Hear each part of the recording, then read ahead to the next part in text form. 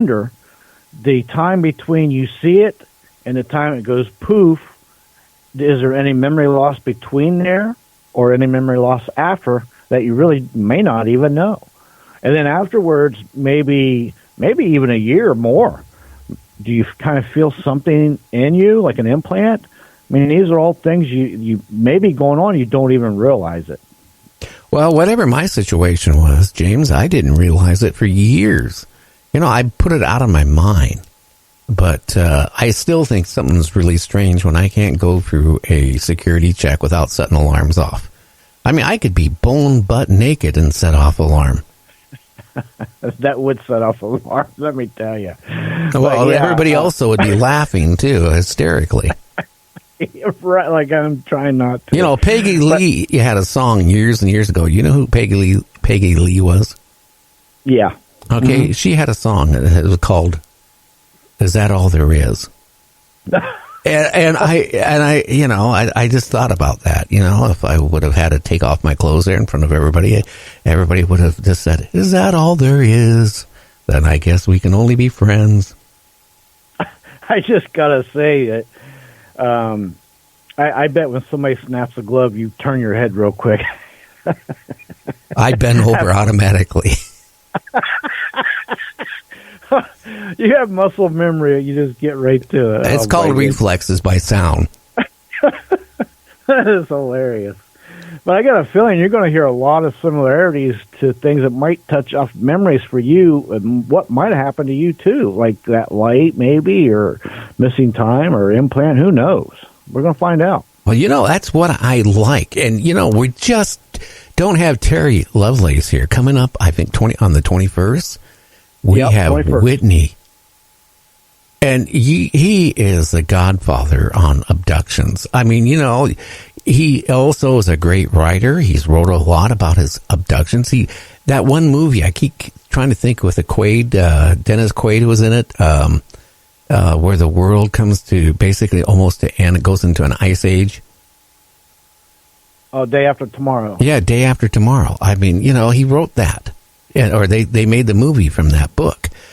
I mean, I just can't wait till he's on also, because it's going to be great. He's going to be talking about his new book, but certainly we can talk about his abductions, going up and to the late Dr. Roger Lear and another doctor where he tried to have the implant removed out of his ear. And every time they try to remove it, it would move, and his ear would turn bright red and hot.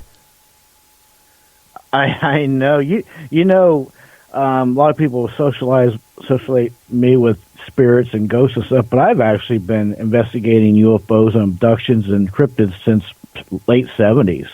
And, when I was a young teenager. And I got to tell you, in 1988, I still have it on my bookshelf. You can see it on my live videos, Whitley's first book, Communion. And I remember when that book came out, I read that, I was like, wow, this poor guy has been through it, man. I got to tell you, I don't know how he did it. And that, think about it, that was back in the 80s when things were a lot more kind of hush-hush. And again, it was a cabin out in the middle of nowhere. Oh, yeah. And then he actually saw a friend of his who was with the CIA appeared there at his cabin at one time. And then he went out there looking for him because, his friend guy kept walking away, And I think it was probably, one of the aliens, masquerading as his friend because his friend was dead for a couple of years. So, I mean, some strange things goes on with some of these reports of abductions. And Whitney's certainly been abducted an enormous amount of times. I know, and I think one account he even mentions where he was in a hotel room waiting to, do one of those one of them paracons or UFO cons or whatever, and one of the aliens came to his room and tried to erase his memory. So I mean, it's some really bizarre stuff, no doubt. And I'm looking forward to that. It's going to be a great show. Oh yeah, I mean, if you notice, we've had compared to a lot of other talk shows in the paranormal, we have had a lot of people that claim that they have been abducted. We talk about UFOs and time travel and all this nifty stuff. And don't forget, on the 15th, that's just a couple days away, we're going to our new format, 4 hours a night, Monday through Friday, from 6 to 10 p.m. Pacific West Coast time, and from 9 to 1 a.m. Eastern time. Central time, you have to figure that out, guys. I'm not that smart.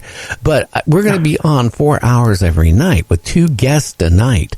So we'll have our little talk and all that stuff. And then besides that, on our show, we're going to have Tobias Whalen coming on, giving us a report like once a week about, cryptics, monsters, Mothman, all this type of stuff. Yeah. And that's going to be interesting. And then we have Ryan coming on once a week to give a report on UFO reports of the latest sightings of UFOs and maybe some abduction cases and all that tossed into it. So we're going to be doing really good. And on top of it, Sam will be coming on with a commentary, a 20-minute commentary each night about something in the paranormal. I have no idea what he's going to be talking about, but that'll be kind of cool. And that starts actually next week with him. So we're going to have 4 hours crammed of cool stuff. And then James Krishbaum on the top of each hour is going to be giving us the latest paranormal news on Night Dreams Talk Radio After Dark. We got a lot of things going. Pretty much got all bases covered. I don't know this Jim guy, but he sounds like a cool dude. Just saying. But yeah, we've got all bases covered. It depends, okay? And he does wear Depends. Jeez, you paint a pretty picture, I gotta tell you. Actually, I can only draw stick pictures, but I've been putting this all together. Somebody messaged me today. They said, "Well, gee, you're not on Facebook as much anymore. You're not responding to my text messages." And I've actually heard that from a lot of people. And I said, "Well, I'm sorry. I'm trying to get this all to come together and start flowing." So, as I said, Friday we go to the 4 hour format. Then next week we get heavy into doing the news and commentaries and, all these other people coming on doing their reports, plus having the 2 guests. I think we should have probably went to a 6 hour show, but 4 hours is plenty. Yeah, let's just stick our foot in first before we just dive in. But yeah, I hear what you're saying. But a lot of people don't realize what all it entails to put together a 4 hour show with, you got 2 once a week people reporting. You've got me doing the news plus co-hosting or whatever. You've got Sam coming on, and then your thing, and lining up guests. Putting all that together, that takes time. Then you answer every night, 300 to 500 emails. So all this together, it takes time. You're basically running the whole show. Not as much as you used to, but even still, it takes a lot of time. Well, actually, it's more because I have to coordinate everything now. So I got to coordinate, Tobias. I got to Ryan. I got to, with you with the news. I got Sam to come on, and coordinate with what he's going to be talking about each night. Then I have, to promote the show, booking the guests. It's plus keeping the equipment working, and plus talking to radio stations. I usually have to talk to at least 1 or 2. Either the engineers, the program director, owner, or whoever each day. So my day from about, it started really crazy. Normally, I would get a couple hours sleep. I'm now getting maybe 3-4 hours sleep. I'm up after I go to bed about 5 o'clock in the morning, 4 o'clock in the morning. I'm back up by about 8:30 and responding to all this stuff. And look what, I'm still here right now, and I'm going to be here for another couple hours. So that's what my typical day is, Monday through Friday, people. I swear, I wonder if you even sleep, because, time I get off here on the East Coast, it's like midnight. Maybe I go to sleep about 1.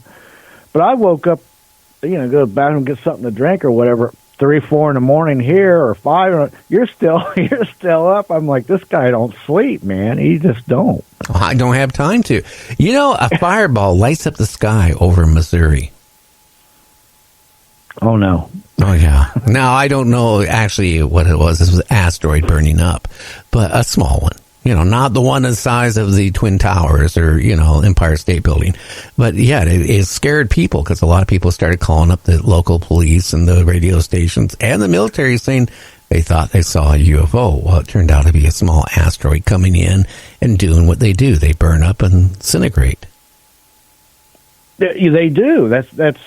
Listen, if they don't do that, and they're still coming through, that means it's big and it's going to make an impact, and you're going to know it. And hopefully, it's not too big and you're not too close. Well, I'm not going to say the town or where, but there's a small town in the Midwest is offering $1,000 to people to shop local for the holidays. In other words, you have to go in that local town, you have to live in that town, and you have to spend the money in that town, not at the Walmart stores, not at the, chain stores, but with the small little stores, and they will give you $1,000 to do it. Hey, Merry Christmas to them. Yeah, sign me up, Coach. If I get like four or five small towns like that, it'd be So you'd think about that. Take advantage of it. But you know what? What they're trying to do is spur the the local economy, get the little stores going. Because let's face it, when most people go Christmas shopping, they don't think about the little mom and pop stores. They head off to the big chain stores, and that's where they spend the money. And these poor little guys that, they need that extra sales to keep going through the year. So I'm glad that somebody's stepping up. I just wonder how much that's going to cost them. Well, another thing, in Mexico, they broke a record for a 330. You like tacos, don't you? Not soft ones once in a while. Go ahead. Well, anyway, they made a taco that's 335 feet long. That is that's longer than a football field. That's a football field and an end zone and a couple more yards or a yard and a half. But what in the world are they? How many people are they going to feed with that thing? Or what was the purpose? Just to get in Guinness, I suppose. Yeah, they did. They broke the record. But can you imagine how many cows had to go for that 335-foot taco? Could you imagine trying to pick that up and eat it? No, I couldn't. Maybe they saved the cows and used that plant stuff. Yeah, maybe. I don't know. Or they put something in it and you just thought you're eating meat. I don't know. Anyway, we got enough time. Why don't you give another report? Yeah, I got a little report here that came in. This is kind of a little crazy one. It's called Little People in a Red Orb. This is a report that came in. Last night, this was last week, but last night I woke up to my baby crying, looked over, and there was a red orb about a foot in diameter with 2 or 3, and I'm not sure because it left so fast, but little figures inside. I saw it as it was leaving through the wall to the left of my TV. I've seen some things, but never this. I know some people are going to say hypernogenic hallucinogenics, and while while that is, of course, a possibility, I really don't think that it is. Does anyone have any insight on this? There are almost always blue and white orbs around me and my immediate family, usually relatively small, though. Now, that was a crazy report that came in.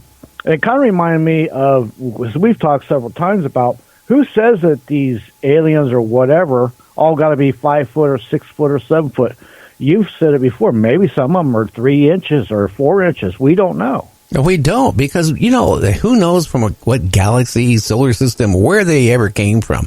And the size of their planet, their oxygen content, even if they do breathe oxygen, they might breathe something else. Who knows? That all will have dependence on their size. So, we do get people saying that they see little people 3 to 6 inches tall. We see people claiming they see giants at 13 feet tall. So, who knows what these are? I know there's something out there, and it isn't my ex-mother-in-law. That's a good point. I got a couple other good ones. Well, oh, yeah. Come back from break. After we come back from the break, we'll be back. And I am so excited about Terry Lovelace. Yeah. And you notice I didn't do any joke tonight and said Linda Lovelace. Now, you just did. No, I didn't. You just misunderstood what I said. But I think of everybody we've ever had on, I think Terry is going to be one of the best guests when it comes to abduction cases and implants. So anyway, we'll be back in 2.5 minutes. You're listening to Night Dreams Talk Radio After Dark with Gary, my co-host tonight, James Chrisbaum. Make sure you check out our website at www.nightdreamstalkradio.com.